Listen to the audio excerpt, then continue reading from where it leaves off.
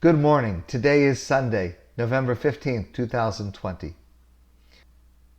The Jewish people suffered the loss of another great Torah leader, not as well known within our community, but a great leader nonetheless, Rabbi Dovid Feinstein, of blessed memory.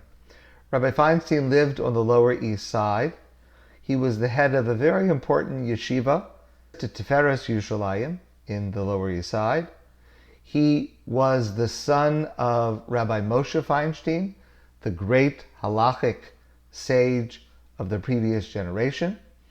And in addition to the fact that Rabbi Dovid Feinstein was a wellspring of Torah knowledge, of halachic leadership, and connection to not only his students, but many, many people around the world.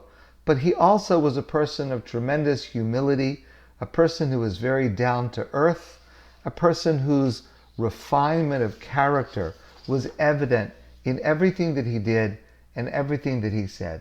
So I did not have the privilege to know him on a personal basis. I want to share with you two stories from a friend of mine, Rabbi Akiva Males, who also did not have a personal relationship with him, but had two encounters with him through his life, and they both left a very, very deep impression. And both of them are lessons that are practical for us and really something that we can learn from. So Akiva Males tells the story of when he was a student, and he was studying in a yeshiva in New York, and one of his friends, a fellow student, this friend's mother passed away at a young age. And so he, Akiva, and a couple of his friends went to Brooklyn to the Shiva house to make a Shiva call. And as you well know, you go to a Shiva house and there are very different kinds of experiences.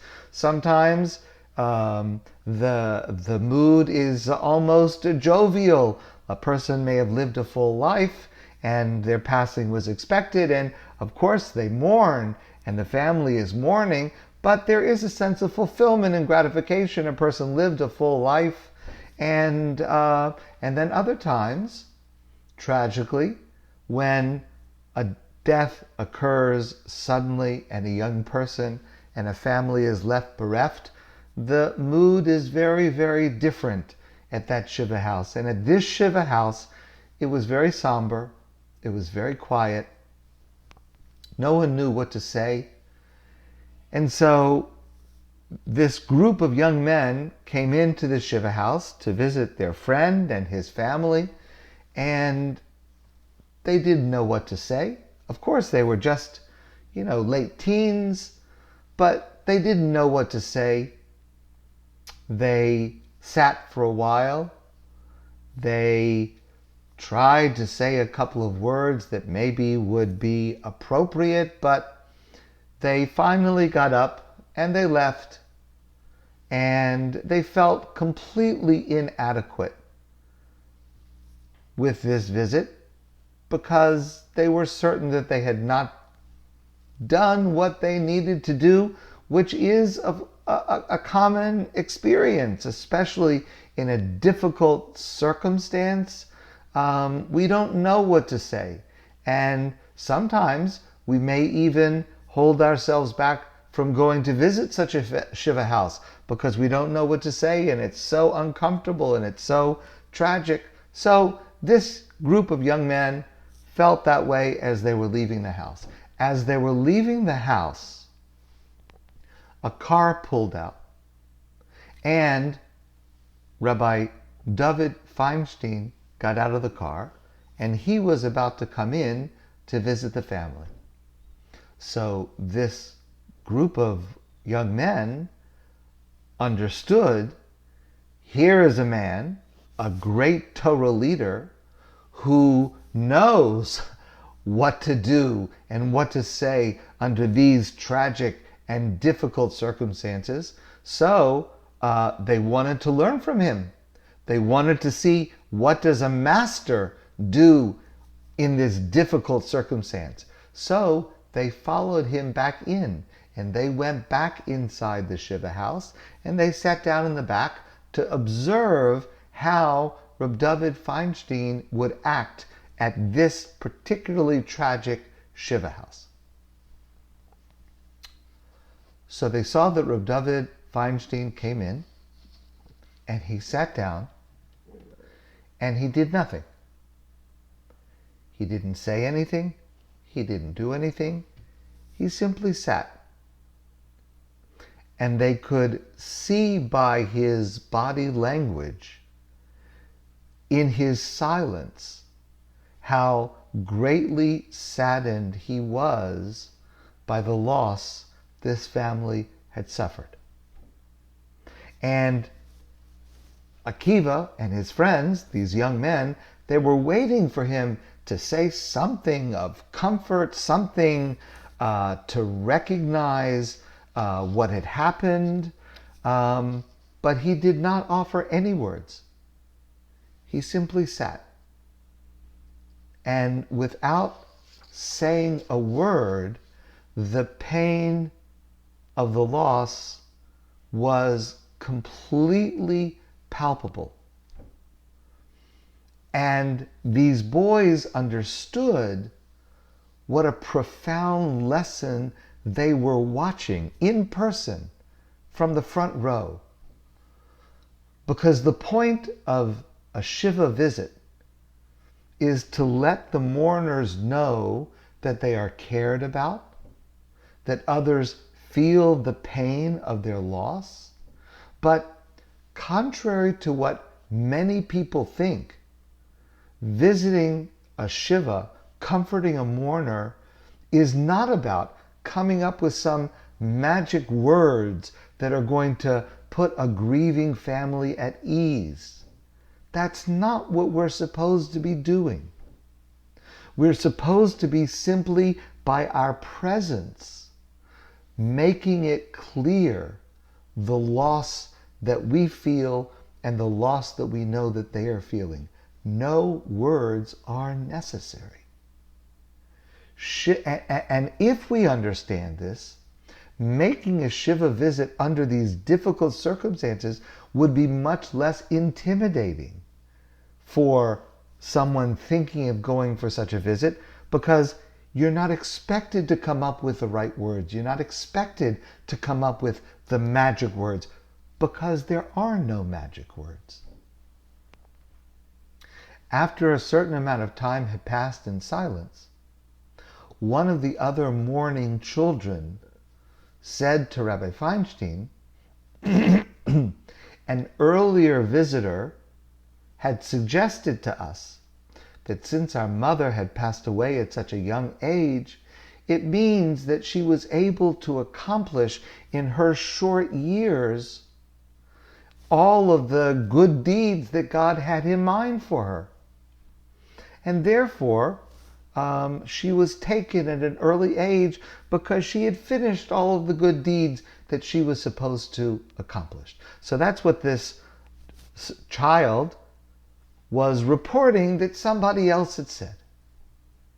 Clearly, he wanted Rabbi Feinstein to agree with that idea and to tell them what a righteous woman this was and how beloved by God she must have been, and that her passing at an early age had some kind of positive message about her character, about what this tragic event meant. Rabbi Feinstein was a purveyor of truth under all circumstances. And Rabbi Feinstein chose not to agree with what this young man said. And instead, he shrugged his shoulders and he said, "We don't know. We have no idea how God runs the world and why God decides what he decides. All we know is that God has a plan, and that everything that occurs in the world is part of God's plan. And the young men who were watching this understood what an amazing lesson they were learning. First, this lesson of silence, of not trying to offer words when we don't know what to say, but then not to say something that perhaps lacked a certain amount of honesty and significance and integrity. He wanted to be honest with the family. And he wanted to be honest with everyone in the room. And maybe, although suggesting some kind of a theory might, in the short term, make people feel a little bit better, but thinking that we somehow understand God's ways and that we can come up for a rationale for why God works, that can do more harm than good in the long term when our theories fall short. And so Rabbi Feinstein taught them this amazing lesson. And Akiva, my friend, writes in this essay that years later, whenever he catches himself, maybe in his words, arrogantly, thinking to himself, I might somehow understand what God has done or why God has done it. He remembers Rabbi Feinstein's words. It can't be done. We say the words when someone passes away, God forbid. We say that God is Dayan Ha'emes. God is a true judge who has a plan. And we pray for the day when there will be some kind of prophecy or message from God that will illuminate that plan for us. But until that happens, we simply do not know. That's the way a person of humility and integrity acts. Not to lead someone on with perhaps a false understanding, but rather to simply state the truth. We do not know. The second story he tells is quite different. It concerns an event that occurred, again, a number of years ago. There's a yeshiva in New York called Chavetz Chaim, a very great yeshiva. And a number of years ago, almost 20 years ago, they embarked on a plan to build a new building. They had outgrown their building, and they built a new building. And finally, after a long amount of time, they finished the new yeshiva building. It was in Queens, New York, and there was a celebration known as a Chanukah Sabayis, the dedication of a new home, in this case the dedication of a new yeshiva. And they invited dignitaries and Torah leaders from all over to celebrate and to address the crowd over this significant new happening. And so Rabbi Dovid Feinstein was one of the speakers, and he got up to speak, and he said the following words. He said, Zeh hagadol katon yiyeh, which literally means, this great one should one day be small. Now, in saying these words, he expressly was quoting his father, the great Rabbi Moshe Feinstein, who would often offer the same blessing when he went to help inaugurate some new synagogue or school or yeshiva that had just been built. And it's a play on words. At a bris, when we offer the baby his Jewish name, we give the following blessing to a baby at a bris. Zeh hakaton gadol yiyeh. This little one should one day be great, should one day grow up. That's the blessing we give for a newborn baby, and it's a beautiful baby. This is a play on words. Zeh hagadol katon yiyeh. This great building that was just built to accommodate a larger crowd, which of course is not yet full, because it's bigger than it used to be.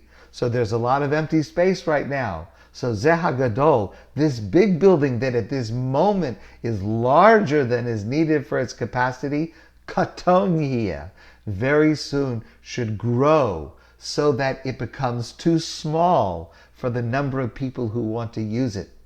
And therefore, it needs to be rebuilt even larger in the future. What a beautiful and interesting twist on the famous blessing to wish success and growth to an important institution. Just to think about those words for a moment, they apply to us today in a very different situation. We today find ourselves, we at Adath and many other places, we find ourselves back in shul. Of course, I'm not there, and I won't be there at least for 2 weeks while I'm in quarantine. But we find ourselves back in shul, and instead of a big crowded shul, we have a big building, we have a gigantic room. We're only allowed now, according to the COVID regulations, we're allowed 25 people. So we have this big room with just 25 people spread out in the whole room. And I think we also have this prayer, Zeh Hagadol Katon Yiyeh, this big building, this big room that is right now so far underutilized because of the regulations we have to follow. One day soon should be filled, should be like a small room crowded with great amounts of people back in shul, healthy, safe, able to pray together, to socialize together, and to be together. And I hope that that bracha from Rabbi Dovid Feinstein will come true for our shul and for other Jewish organizations and institutions in the future. 2 stories from a great man, Rabbi Dovid Feinstein. May his memory be a blessing to the entire Jewish people. My friends, I want to wish you a great day, and I look forward to seeing you soon in person.